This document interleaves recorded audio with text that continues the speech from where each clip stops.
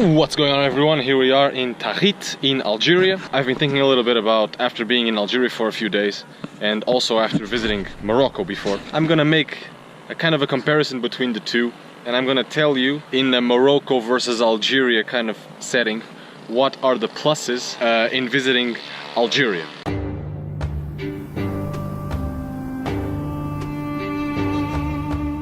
I'm gonna give you 5 positive aspects of traveling in Algeria versus doing the same in Morocco. So here it goes. Number 1, if you're gonna be traveling by car, and I'm gonna put this into my own perspective, to my own experience, which has been road trips both through Morocco and through Algeria, the fuel is absurdly cheaper in Algeria. We're talking about, like, this is not even comparable to the kind of prices that we have in Europe or even in the US. I just want to say for the record, we're filling up the whole tank with fuel for 12 euros. Each liter of gas in Algeria is 20 dinars, which is around 1/6 of a euro. Right? 1 euro is 120 dinars. Do the math. We're talking about filling up a whole tank of BJ73 Land Cruiser, which takes like 80 liters or something. We are talking about filling up one of those with 12 euros. It's insane. It's just not even comparable. So that's a big plus, especially if you want to do long distances in this absurdly huge country. It's the biggest country in Africa. So it's a big plus. Number 2, Algeria, when it comes to how genuine the place is and how closer to the actual culture of the place you are, without all the little funny fluffy things that they prepare for the tourist, and even the way they react with tourists and the way they treat you and talk to you. You notice it, if you travel a bit, you start to recognize this pattern, especially in countries that have a lot of tourism. There is this kind of facade, you know. Some people interact with tourists in a specific way, like they can tell you're a tourist and they're gonna behave accordingly. You know, I'm not sure if I'm making myself clear here, but I'm pretty sure some of you will understand. But my point is that Algeria is way more genuine. It's way more genuine because the place has no tourism, which is in itself might be an advantage depending on what type of traveling you like to do. That's one thing. It's like it's just way more genuine. You're more in contact with the culture. Number 3 is it relates to number 2, but it's more specific. The people are nicer in Algeria in general. They are not as suspicious, or they are not as aggressive sometimes. The people are just nicer. They are everyone. We're talking about here, for example, in Tahit. This is a tiny town in the middle of the Sahara, and there's like 1,000 people here, and tourism is extremely low in this part of Algeria, especially now, which is Ramadan, which is even worse. Every single person in the street says hi, or if you wave, they wave back.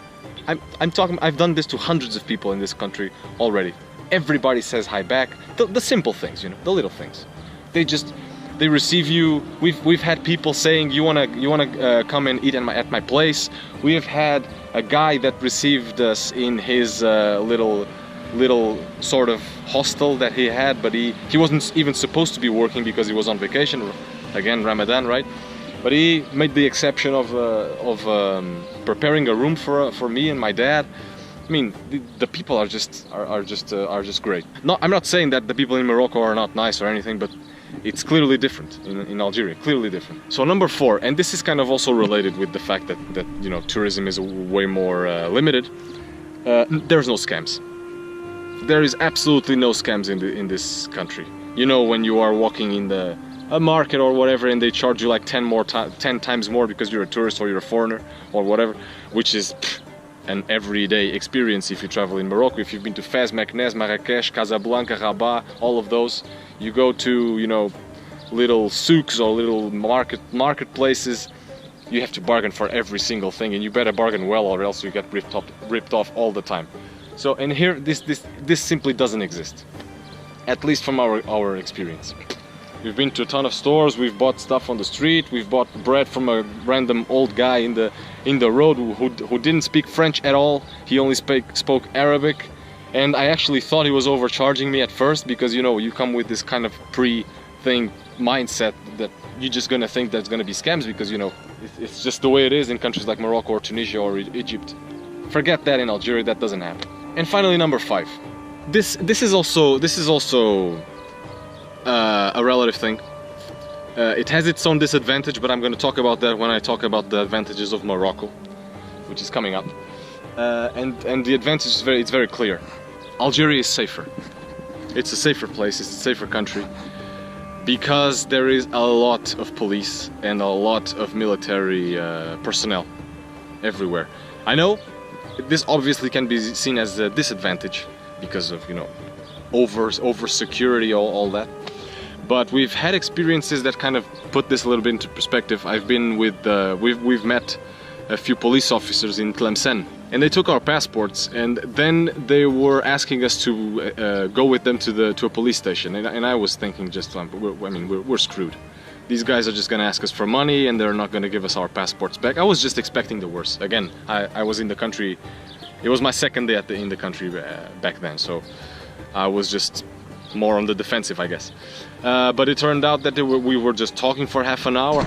I did show the guy, one of the officers, the pictures I had in my camera. He didn't complain at all. It was fine. I didn't photograph anything sensitive either.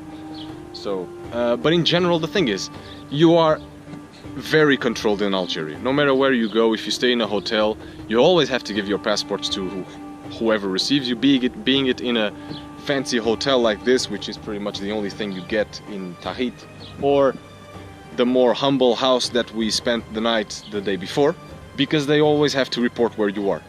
No matter, and we've had people asking us a ton of times, so where are you going? Where did you come from? Where is your next destination? Where are you gonna stay in the next 3, 4, 5 days?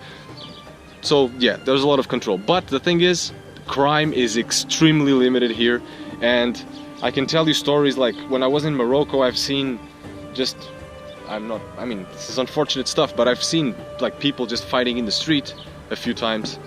And by the way, I saw that like my first day there. When I was in Tangier, I saw that happening like twice, just like that. Tons of drug dealers in the street.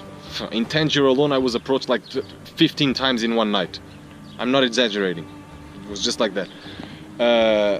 And not only I haven't been approached once since I've been here, I also heard stories that if you actually get caught with drugs here, you just go to jail.